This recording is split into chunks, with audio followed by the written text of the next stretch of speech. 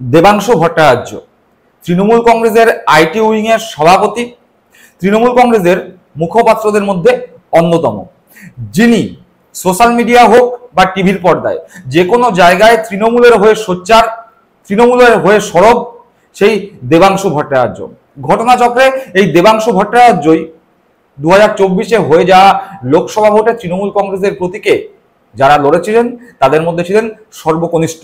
দল এই সর্বকনিষ্ঠ যে প্রার্থী তার উপর ভরসা রেখেছিল, তার বিরুদ্ধে লড়েছিলেন বিজেপির প্রতীকে তথাকথিত অরণ্যদেব গাঙ্গুলি, ভগবান গাঙ্গুলি নামে প্রসিদ্ধ হওয়া অভিজিৎ গাঙ্গুলি, যিনি কলকাতা হাইকোর্টের প্রাক্তন বিচারপতি।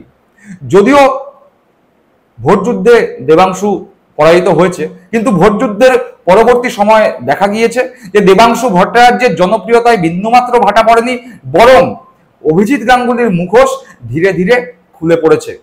দেবাংশু ভট্টাচার্য বিজেপি থেকে শুরু করে অন্যান্য বিরোধী দলের বিরুদ্ধে যেরকম সোচ্চার হয়েছেন, যেভাবে তিনি তৃণমূল কংগ্রেসের তথা মমতা বন্দ্যোপাধ্যায়ের বিভিন্ন প্রকল্প কিভাবে মানুষকে উপকার করছে সেই বিষয়ে সাধারণ মানুষকে জানিয়েছেন, টিভির পর্দায় হোক বা নিজের সোশ্যাল মিডিয়ায় হোক।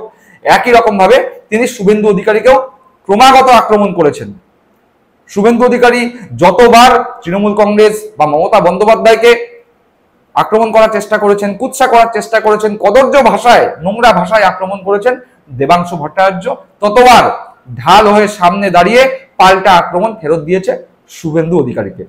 সেই শুভেন্দু অধিকারীর বিরুদ্ধেই দেবাংশু ভট্টাচার্য এবার বিস্ফোরক মন্তব্য করেছেন। দেবাংশু শুভেন্দু অধিকারীকে উল্টোনো আরশোলার সঙ্গে তুলনা করেছেন। কোন পরিপ্রেক্ষিতে দেবাংশু এই তুলনা করলেন, কি বা তার বক্তব্য ছিল, সেই নিয়েই আজকে আমাদের পর্ব। আপনারা দেখছেন বঙ্গচক্ষু ইউটিউব চ্যানেল, আমি প্রতিবেদক সায়ন্তন চক্রবর্তী। ইতিমধ্যে এর আগের ভিডিওতেও আমরা জানিয়েছিলাম যে সিপিএম এর 34 বছরের অধিকাংশ সময় জুড়েই মুখ্যমন্ত্রী ছিলেন জ্যোতি বসু। জ্যোতি বসু তার দীর্ঘ মুখ্যমন্ত্রীত্বে অনেক কুকীর্তি করেছেন। এই কীর্তিমান জ্যোতি বসুর কুকীর্তিগুলো সিপিএম প্রচন্ড চেষ্টা করে ঢেকে রাখার, কিন্তু এখন সোশ্যাল মিডিয়ার যুগ, ফেসবুক ইউটিউবের যুগ, তাই সেই সমস্ত কুকীর্তি, সমস্ত তথ্য প্রমাণ সহ আপনাদের সামনে তুলে ধরা আমার মতো ছোটখাটো ইউটিউবারদের কাজ। তাই জ্যোতির কুকীর্তি এই নামে আমরা ভিডিও আনছি। ইতিমধ্যেই 3টি পর্বে আমাদের এই জ্যোতির কুকীর্তির ভিডিও চলে এসেছে, এই চ্যানেলে রয়েছে, আপনারা সেগুলো দেখতে পারেন। এবং খুব দ্রুত জ্যোতির কুকীর্তি পর্ব 4 আসছে। যদি আপনারা চান, সেই ভিডিও আপনারা দেখতে চান, তাহলে আপনাদের কাছে অনুরোধ, চ্যানেলটি সাবস্ক্রাইব করে পাশে থাকা বেল বাটনটি প্রেস করে দেবেন। তাহলে যখনই নতুন ভিডিও এই চ্যানেলে আসবে সরাসরি সেই নোটিফিকেশন পৌঁছে যাবে আপনাদের কাছে। চলুন তাহলে আজকের পর্বে প্রবেশ করা যাক।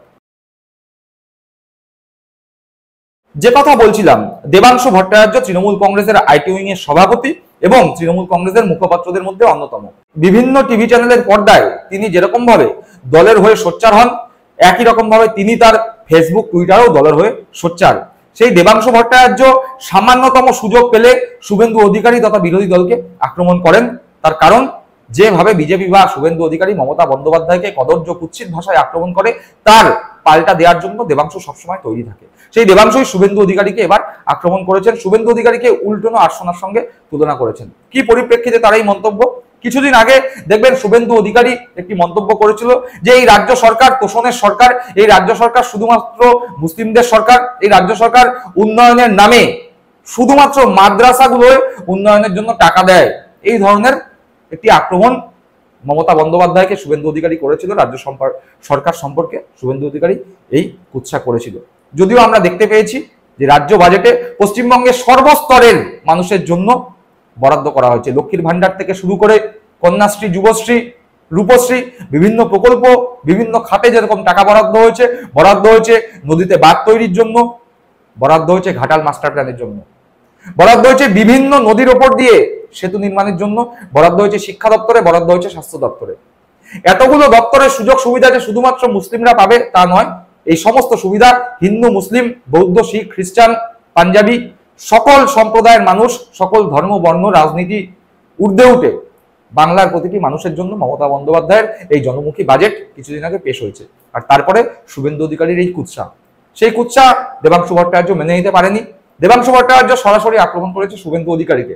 দেবাংশু ভট্টাচার্য শুভেন্দু অধিকারীকে আক্রমণ করে বলেছে শুভেন্দু অধিকারীর অবস্থা উল্টোনো আরশোলার মতো। তার কারণ উল্টোনো আরশোলা যেরকম ছটফট করে কিন্তু কিছুই এগোতে পারে না, শুভেন্দু অধিকারীর অবস্থা ঠিক ওরকমই।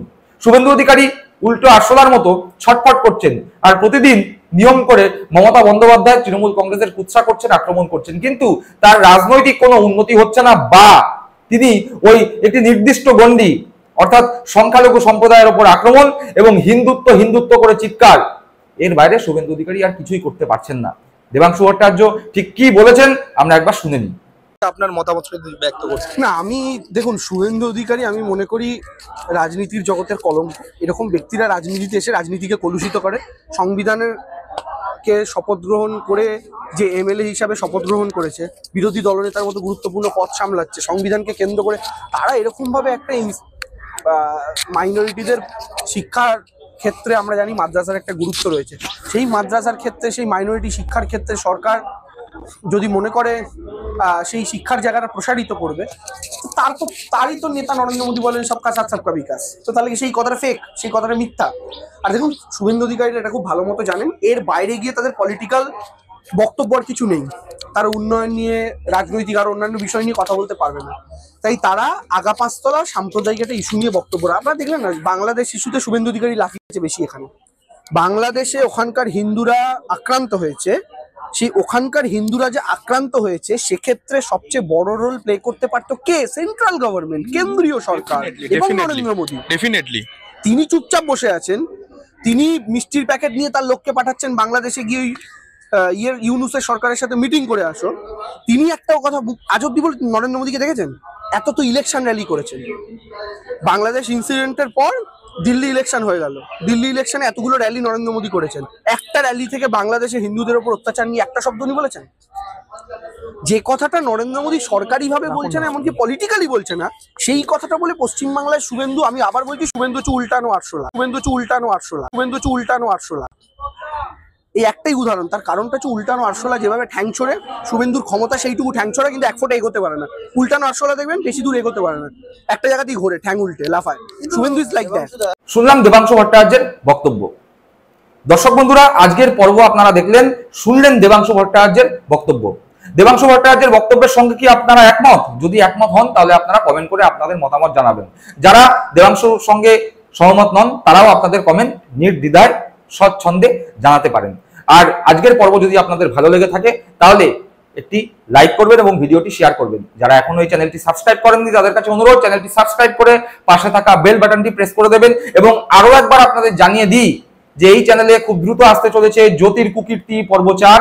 যারা এখনো পর্যন্ত জ্যোতির কুকীর্তির পর্বগুলো দেখেননি, প্রথম 3টি পর্ব আমাদের এই ইউটিউব চ্যানেলে রয়েছে, আপনারা দেখে নেবেন। আর নতুন পর্বের জন্য অপেক্ষা করবেন।